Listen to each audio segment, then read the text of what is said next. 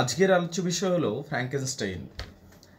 এই যে ফ্র্যাঙ্কেনস্টাইন, এটা কি ধরনের লেখা সেটা আগে জানতে হবে। এটা হলো সায়েন্স ফিকশন, মানে বিজ্ঞান এবং কল্পনা সংমিশ্রিত হয়ে যে গল্প রচিত হয়, মানে বিজ্ঞানের ধারণা, ধ্যান ধারণা, যেটা হয়তো আজকে আবিষ্কার হয়নি, সেটা ভবিষ্যতে আবিষ্কার হতে পারে, যেটা আজকে প্রচলিত নয়, এমন কিছু বিজ্ঞানসম্মত তত্ত্ব, এমন কিছু বিজ্ঞানসম্মত আবিষ্কার, এমন কিছু বিজ্ঞানসম্মত সম্ভাবনা যা আজকে হয়তো সেটার অস্তিত্ব নেই, কিন্তু ভবিষ্যতে হলেও হতে পারে।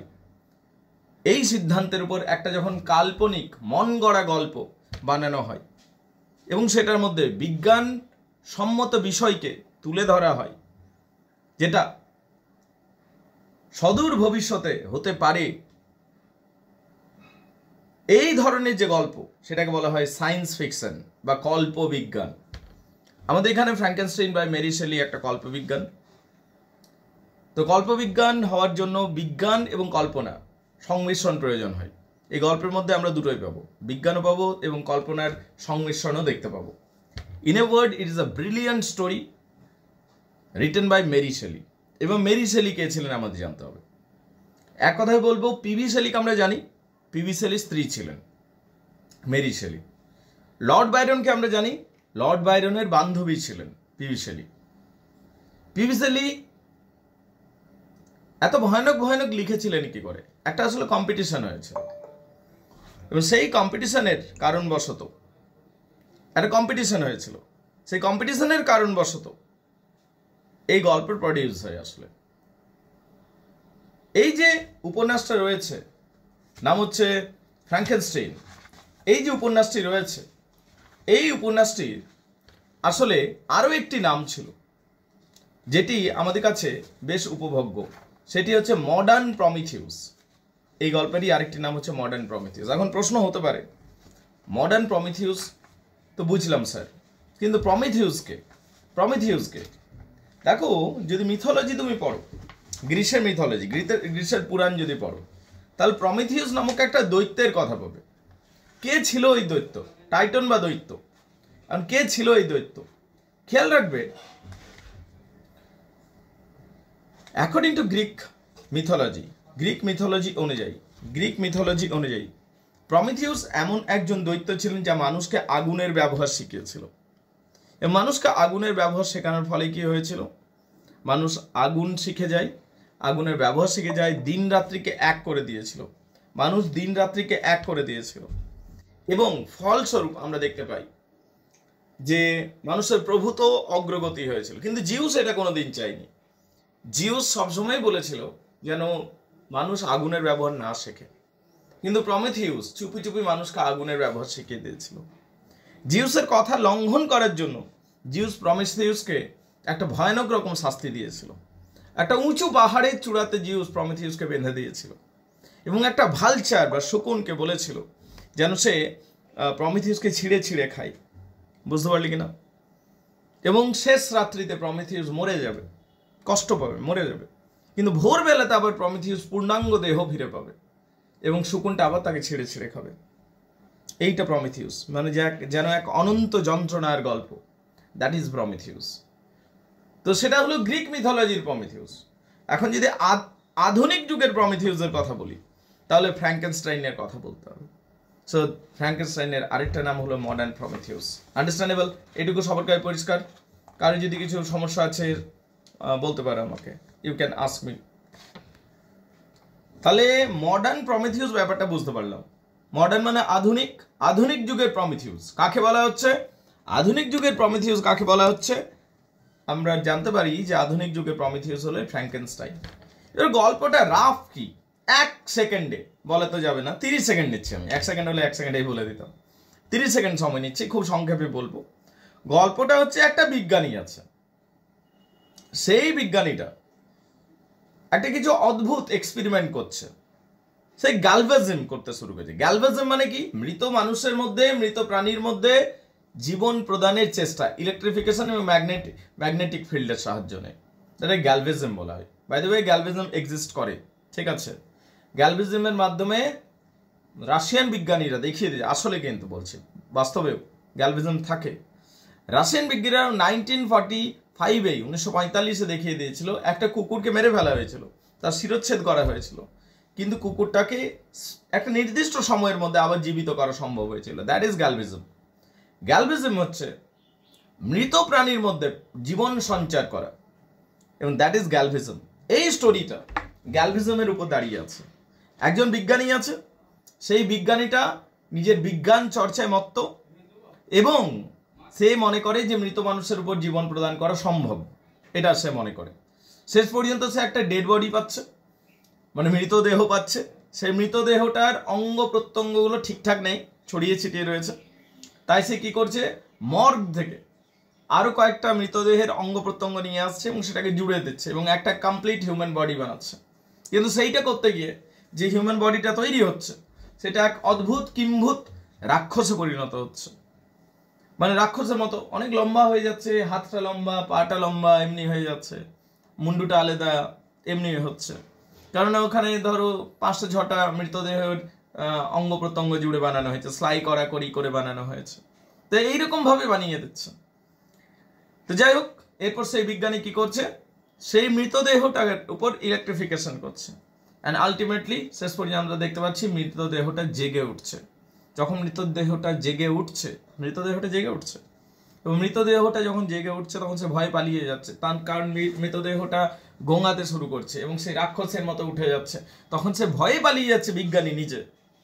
মৃতদেহ কোথায় চলে যাচ্ছে, মৃতদেহটার যে মৃতদেহ এখন জীবিত হয়ে ঘুরে বেড়াচ্ছে, তার নাম, রাক্ষসটা যেটা নাম, তার নাম ফ্র্যাঙ্কেনস্টাইন। বুঝতে পারলে কিনা?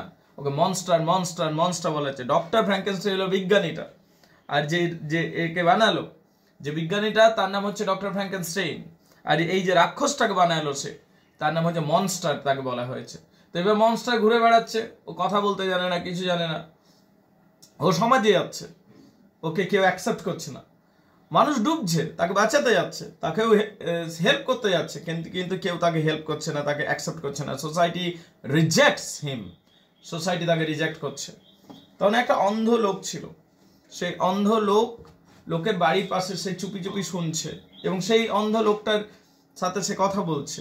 সে অন্ধ লোকটা যেহেতু দেখতে পাচ্ছে না, তাকে স্বাভাবিক মানুষেরাও নিচ্ছে। অন্ধ লোকটার সাথে একটা গেস্ট প্রত্যেক দিনই তার সাথে আলোচনা করতে আসতো, পড়াশোনা শিখতে আসতো। সেখান থেকে সে পড়াশোনা এবং ভাষা শিখছে, মিল্টনের প্যারাডাইজ লস্ট পড়ছে, আরও বিভিন্ন উপন্যাস পড়ছে, তার ভাষা জ্ঞান হচ্ছে, সে কথা বলতে শিখছে, সে সংঘর্ষ করে নিজেকে দাঁড় করাচ্ছে।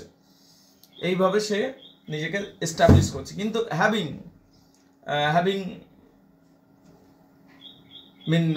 I do mean that this person exactly, this monster getting so much qualities, এত সমস্ত কোয়ালিটি পেয়েও was not accepted by the society কিন্তু অ্যাকসেপ্ট করছে না। তখন তার রাগ এসে পড়ছে আমার নিজের সৃষ্টিকর্তার উপর। তা বলছে, আমাকে তুমি বানালে কেন, আমি তো মরেই গেছিলাম, ঠিকই তো ছিল। তখন সে নিজের সৃষ্টিকর্তার উপর, নিজের সৃষ্টিকর্তা মানে সেই বিজ্ঞানীর উপর সে বদলা নিতে শুরু করছে। তার রিলেটিভস, ভাই একটা একটা করে মেরে ফেলছে। এবং আলটিমেটলি সেই বিজ্ঞানীটা একটা সময় এর সাথে দেখা করছে, এই রাক্ষসটার সাথে। এটা আসলে রাক্ষস নয়, একটা মরা মানুষ জেগে গেছে, ব্যাস এইটুকু। রাক্ষস কিছু নয়, মরা মানুষ জেগে গেছে, কিন্তু তার বিভিন্ন অর্গ্যানসগুলো জুড়ে আছে। সোসাইটি ওকে অ্যাকসেপ্ট করলো না, সেই জন্য তার রাগ হয়ে গেছে। তো সে বিজ্ঞানীটাকে বলছে যে আমি খুব একা, তুমি আমাকে বানিয়েছো কেন, যখন বানিয়েছো আমাকে একটা প্রপার লাইফ দাও। কিন্তু সেই বিজ্ঞানীটা কিছুই সদিত্ব দিতে পারছে না। শেষ পর্যন্ত বিজ্ঞানীটা বলছে, ঠিক আছে, আমি তোমার একাকিত্বকে দূর করবো, আমি তোমার জন্য একটা ফিমেল ভার্সন বানিয়ে দেবো। তো ও তো খুব খুশি, আমি একটা গার্লফ্রেন্ড পাবো, ঠিক আছে। তো যাই হোক, ও একটা ফিমেল মেট পাবে, আরেকটা ফিমেল বডি জোগাড় হলো, তারও ওই রকম অঙ্গ প্রত্যঙ্গ বিভিন্নভাবে জয়েন্ট করা হলো। এবার যখন সব কিছু তৈরি, তখন বিজ্ঞানীটা মনে করছে যে এদিকে যদি আমি বানিয়ে দিই এবং এরপর যদি এদের মধ্যে চাইল্ড প্রডিউস হয়ে যায়, তারপর থেকে আরেকটা এরকম করে হতেই থাকে, তাহলে পৃথিবীতে কত বড় সমস্যা দেখা যাবে। তখন সে শেষ মুহূর্তে তার দ্বিতীয় ক্রিয়েশনটাকে, ওই ফিমেল মনস্টারকে ধ্বংস করে দিচ্ছে। তখন এই মনস্টারটার খুব রাগ হচ্ছে যে আমি একমাত্র সঙ্গী পাচ্ছিলাম, হাতের কাছে ছিল, তাকে ধ্বংস করে দিল। তখন সে বলছে, আমিও তোমাকে একই রকম শিক্ষা দেবো, দাঁড়াও।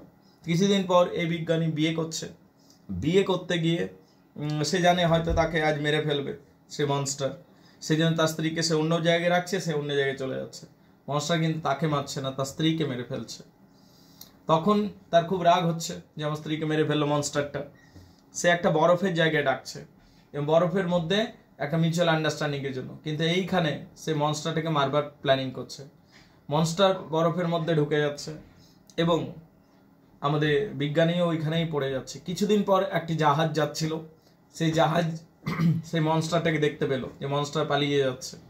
জাহাজের লোকজন নেমে এলো, তো মনস্টারটা কোন দিকে চলে গেলো কেউ দেখতে পেলো না, কিন্তু একটা বিজ্ঞানী যে ওই বরফের মধ্যে ঠকঠক করে কাঁপছে, মরমর অবস্থায় রয়েছে, সেটা দেখতে পাচ্ছে। বিজ্ঞানীকে জাহাজে তোলা হচ্ছে, বিজ্ঞানী জাহাজে আসতে, বিজ্ঞানী সব গল্পটা বলছে এবং তারপর বিজ্ঞানী মারাও যাচ্ছে কিছুদিন পর। So this is the story basically. এবং শেষ পর্যন্ত জাহাজের ক্যাপ্টেন একদিন বলছে যে কি জানি গল্পটা সত্যি বলেছে কিনা, একবার দেখে আসি তো ওর বাড়ি ঘর আছে কিনা। সত্যি ওর চেম্বারে যাচ্ছে, যে ক্যাপ্টেনটা দেখছে সত্যি অমনি ঘর বাড়ি রয়েছে, সর্বোপরি ওই মনস্টারটা ওইখানে বসে কাঁদছে। So this is the story Frankenstein. এটা আমাদের শেখায় যে বিজ্ঞান যতই এগিয়ে যাক না কেন, নেচার বা প্রকৃতির একটা নিয়ম আছে, সেই নিয়মের ঊর্ধ্বে যাওয়া উচিত নয়, সেই নিয়মকে লঙ্ঘন করা উচিত নয়। যদি বিজ্ঞান সেই নিয়মকে লঙ্ঘন করে তাহলে মানুষকে তার ফল ভুগতেই হবে। এইটা হলো ব্যাপারটা, এইটা মোরালিটি আমাদের দেয় এই কল্পবিজ্ঞানটা। আমি এখানে প্রশ্ন করছি শম্পাকে বা আমাদের রূপব্রতকে বা দিয়াকে বা মামনকে, এখানে একটা আমি প্রশ্ন করছি। আচ্ছা, তোমার কি মনে হয় এই যে বিজ্ঞানীটা যে এই এক্সপেরিমেন্টটা করছিল, এটা সে ঠিক করছিল না ভুল করছিল? যারা অনলাইনে ক্লাস করছে তাদের মধ্যে একজন দুজনকে জিজ্ঞেস করছি আমি, ও ঠিক করছিল না ভুল করছিল? You tell me. সাপোজ আমি ওকে দিয়া মাই ডিয়া, তুমি বলছো ভুল করছিল, ওকে দ্যাটস ভেরি গুড। কিন্তু কেন ভুল করছিল? চলো আমি ট্র্যাডিশনাল লাইনে না গিয়ে আমি একটু ফ্রি থিঙ্কিং করছি, স্বাধীনভাবে ভাবছি, আমি যুক্তি তর্ক দিয়ে বোঝাবো। অবশ্য তোমাকে ওইটাই লিখতে হবে, পরীক্ষাতে ভুল করছিল সেইটাই লিখবে, নো ডাউট ওইটাই লিখবে, ঠিক আছে? তার কারণ এখানে প্রকৃতির লাইনকে, প্রকৃতির একটা ডু অ্যান্ড ডু নট আছে, ওইটাকে ক্রস করে দিয়েছি, তো সেই জন্য আমাদের এরকম হচ্ছিল। এই তো নাকি, না কি কারণে সে ভুল করছিল, এরকম এক্সপেরিমেন্ট করছিল? দিয়া স্যার জিডি যে লাইট ছিল, তো প্রকৃতির বিরুদ্ধে যাচ্ছিল, নেচার লতে বিরুদ্ধে। ভেরি গুড পয়েন্ট, তুমি খুব ভালো কথা বলেছো। কিন্তু প্রশ্ন হলো মাই ডিয়ার ম্যাডাম, মানুষ কি প্রকৃতির বিরুদ্ধে যায়নি? আমরা তো অলরেডি চলেই গেছি প্রকৃতির বিরুদ্ধে। You tell me. তুমি বলছো মরা মানুষকে বাঁচানো প্রকৃতির বিরুদ্ধে যাওয়া, যারা শুনছো তাদেরকেও আমি প্রশ্নটা করছি। মরা মানুষকে বাঁচানো বলছো প্রকৃতির বিরুদ্ধে যাওয়া, কিন্তু আমরা কি, আমরা মানুষরা কি প্রকৃতির বিরুদ্ধে যাইনি? আমাদের যতগুলো আবিষ্কার হয়েছে সব কি প্রকৃতির বিরুদ্ধে গিয়েই আবিষ্কার নয়? তুমি বলো। দিয়াকে প্রশ্ন করলাম, যেহেতু দিয়ার সাথে আমি কথা বলছি। আমাদের যতগুলো আবিষ্কার হয়েছে তার বেশিরভাগটাই কি প্রকৃতির বিরুদ্ধে গিয়ে আমরা আবিষ্কার করিনি? প্রকৃতিকে অবহেলা করেই তো আমরা জিনিসগুলো করি, বা প্রকৃতিকে উপেক্ষা বা চ্যালেঞ্জ করেই তো আমরা জিনিসগুলো বানাই। একটা নদী ফ্লো হচ্ছে, নদীর ফ্লোটা আটকে দিয়ে বাঁধ বানিয়ে দিলাম, প্রকৃতির বিরুদ্ধে যাওয়া হলো না? একটা দিন রাত্রি বানানো হয়েছে, সেই দিন রাত্রিকে পাল্টে দিয়ে আমরা বিদ্যুৎ বানিয়ে ফেললাম, দিন রাত্রি এক করে দিলাম। সূর্য এক রয়েছে, চীন দেশে এখন একটা নতুন সূর্য বানানো হচ্ছে, এগুলো কি প্রকৃতির বিরুদ্ধে নয়? এবং কি যে আর্টিফিশিয়ালিটির মধ্যে আমরা চলে এসেছি, সেগুলো তো প্রকৃতির বিরুদ্ধে। তো সবকিছুই তো প্রকৃতির বিরুদ্ধেই তো যাচ্ছে ম্যাডাম। অ্যান্সার মি দিয়া। স্যার যদি এই আবিষ্কারটা হতো তাহলে মানুষের থাকার জায়গা থাকতো না তাহলে। Okay, that's a very good point. এখানে দিয়া একটা খুব ভালো পয়েন্ট, হ্যাঁ দিয়া এখানে একটা খুব ভালো পয়েন্ট বলেছে, যদি এই আবিষ্কারটা হতো তাহলে পপুলেশন বৃদ্ধি হতো এবং মানুষের থাকার জায়গা হতো না। কিন্তু দিয়া ম্যাডাম, তুমি কি জানো এই মুহূর্তে পৃথিবীর সবথেকে বড় সমস্যা কি? তোমার মনে হতে পারে আনএমপ্লয়মেন্ট পৃথিবীর সবথেকে বড় সমস্যা। সম্পার মনে হতে পারে স্যার পৃথিবীর সবথেকে বড় সমস্যা হচ্ছে বেশিরভাগ মানুষের হাতে টাকা নেই, এইটা একটা বড় সমস্যা। কেউ বলতে পারো স্যার করাপশনটা বড় সমস্যা, কেউ বলতে না স্যার পলিউশনটা বড় সমস্যা এই মুহূর্তে। কিন্তু জেনে অবাক হবে এই মুহূর্তের সবথেকে বড় সমস্যা কি, সেটা হচ্ছে পলিউশন নয়, পপুলেশন ডিক্লাইন। পৃথিবী এই মুহূর্তে সবথেকে বড় সমস্যায় ভুগছে, পপুলেশন ডিক্লাইনে। ও স্যার এটাও কি সম্ভব? পপুলেশন ডিক্লাইন মানেটা কি স্যার, একটু বাংলায় বলবেন? পপুলেশন ডিক্লাইন মানে হচ্ছে জনসংখ্যা কমে যাওয়া।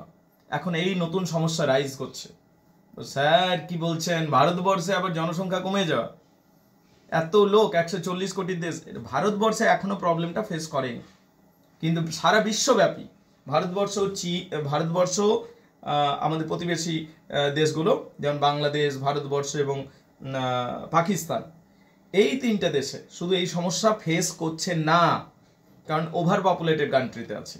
সারা বিশ্বে যদি তুমি তাকিয়ে দেখো তাহলে কিন্তু তুমি দেখতে পাবে পপুলেশন ডিক্লাইন হচ্ছে। যেমন তুমি আয়ারল্যান্ড, যেমন তুমি রাশিয়া, যেমন তুমি নিউজিল্যান্ড, যেমন তুমি অস্ট্রেলিয়া, যেমন তুমি জাপান, যেমন তুমি কোরিয়া, যেমন তুমি ইউরোপের প্রত্যেকটা দেশ, সব জায়গায় পপুলেশন ডিক্লাইন হচ্ছে। তাহলে তো এটা একটা, এবং এটা সব থেকে বড় প্রবলেম হয়ে যাবে নেক্সট 10 ইয়ার্স বলা হচ্ছে। ইন্ডিয়াও কিছুটা হিট হবে, ততটা হবে না, ঠিক আছে, তবে ইন্ডিয়াও সমস্যাটা ফেস করবে। যেহেতু ইন্ডিয়ার অতিরিক্ত পপুলেশন আছে, ইন্ডিয়া এই সমস্যা খুব একটা ভুগবে না, কিন্তু তবু ইন্ডিয়ার সমস্যা হবে, ঠিক আছে। তো এই যে পপুলেশন ডিক্লাইন, তো তুমি যেটা বলছি যে ওভার পপুলেটেড হয়ে যেত, তাহলে তো এটা আমি সলিউশন হিসাবেই দেখব। আমি তর্ক যুক্তিতে আসছি, পড়াবো আমি, ব্যাপারটা বুঝতে পারলে আমি কি বলতে চাইছি। পয়েন্ট হচ্ছে, যখন প্রথমবার মোবাইল আবিষ্কার হলো তখন একটা বিশাল বাক্সর মতো ছিল, but that was the first stage. তারপর আস্তে আস্তে সূক্ষ্ম হয়ে হয়ে হয়ে হয়ে এইরকম হলো।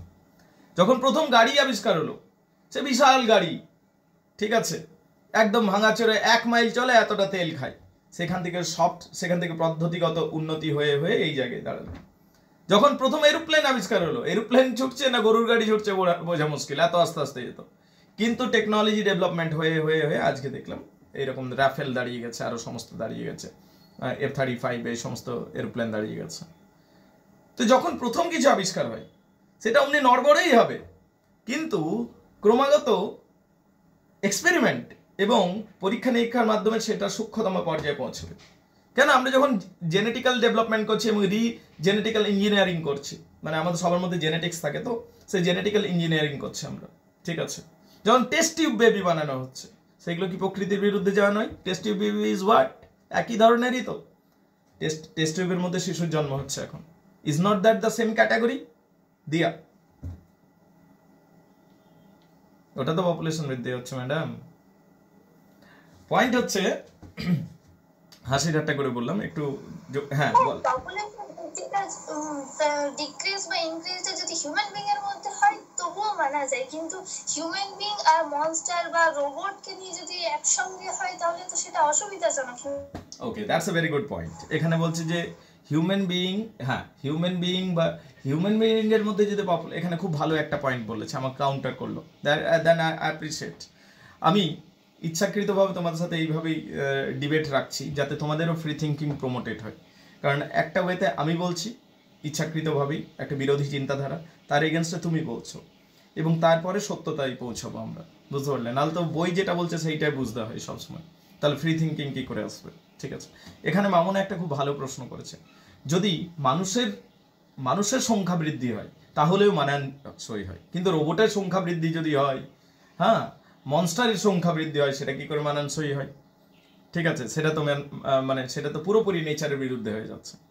আচ্ছা, যদি সেটাই হয়, if that is the case, যদি সেটাই হয়, তাহলে আজকে যে আমরা এআই ইউজ করছি, আর্টিফিশিয়াল ইন্টেলিজেন্স ইউজ করছি, আজকে যে আমরা যেমন নেক্সট 10 ইয়ার্সের মধ্যে বলা হচ্ছে ইউরোপের প্রায় প্রত্যেকটা ঘরে রোবট থেকে যাবে, এবং মানুষের কমপ্লিকেশন রিলেশনশিপের জন্য, মানুষ এখন কমপ্লিকেটেড রিলেশনশিপের মধ্যে থাকছে, তো টালমাটাল হয়ে যাচ্ছে। People will not marry after 10 to 15 years in Europe, they will go for robots will fulfil all biological needs, যেটা জাপানে শুরুও হয়ে গেছে, ঠিক আছে। তাহলে এইটা তো অ্যাকসেপ্টেড হয়েই গেছে সোসাইটিতে, যে রোবট তো আসতে শুরু করেই গেছে, মানে উই আর অ্যাকসেপ্টিং, আমরা তো অ্যাকসেপ্ট করছি এটাকে, রোবটকে তো অ্যাকসেপ্টেড হয়ে গেছে।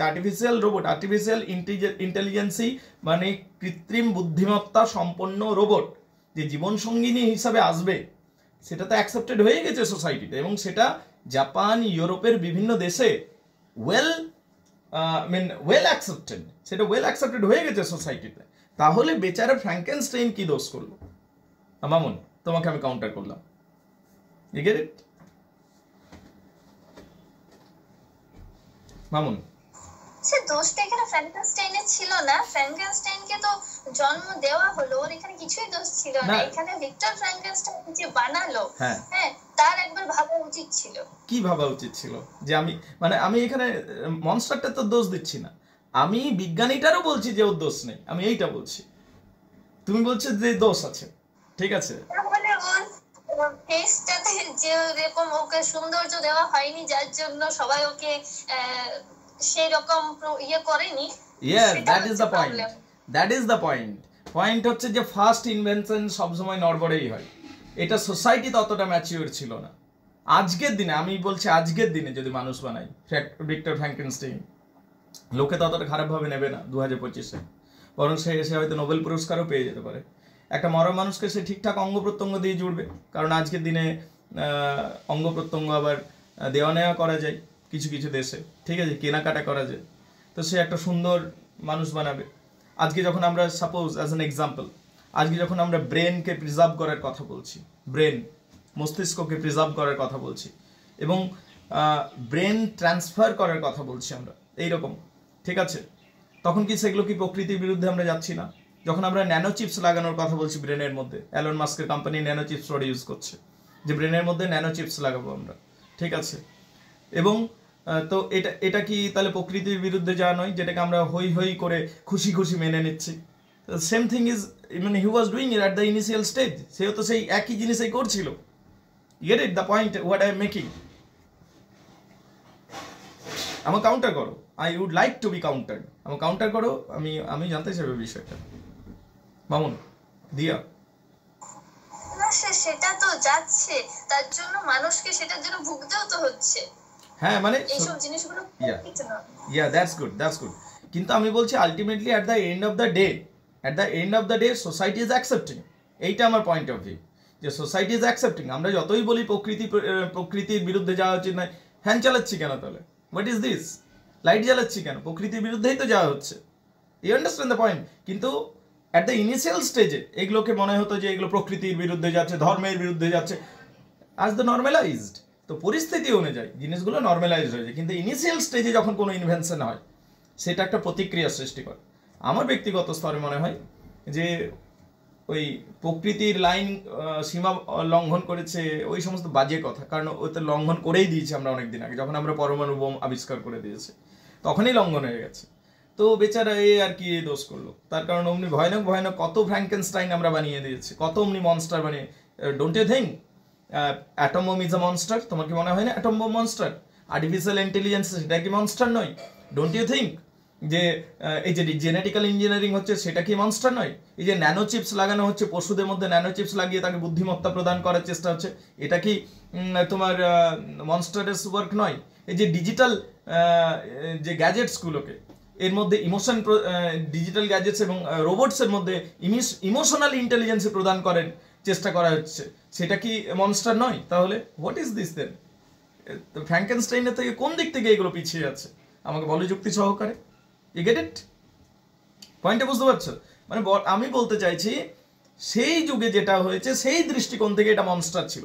আজকে আমরা এত মনস্টার বানাচ্ছি রোজ রোজ, এইটা তো এটা তো ছাড় পোকা ওদের সামনে।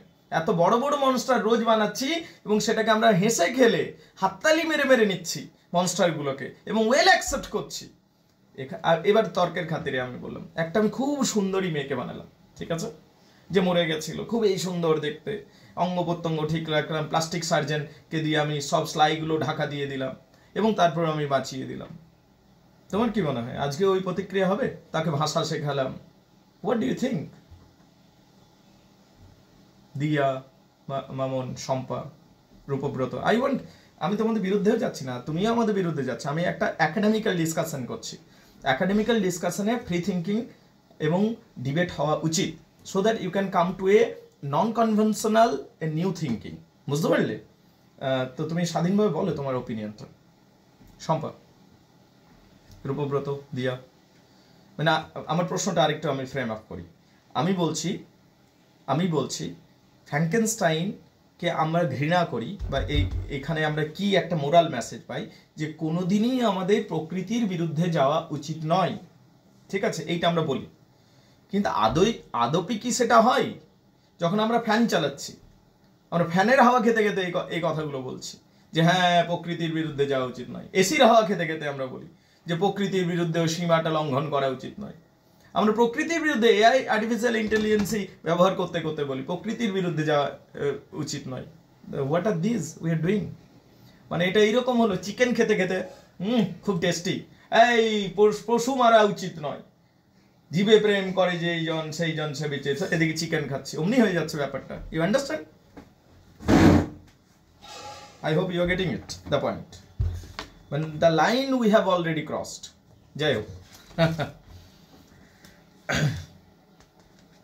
তারপরে আসছি আমি একটু জিনিসটা যেহেতু মানে এইটাই হচ্ছে সায়েন্স ফিকশন, দিস ওয়াট কল্পবিজ্ঞান।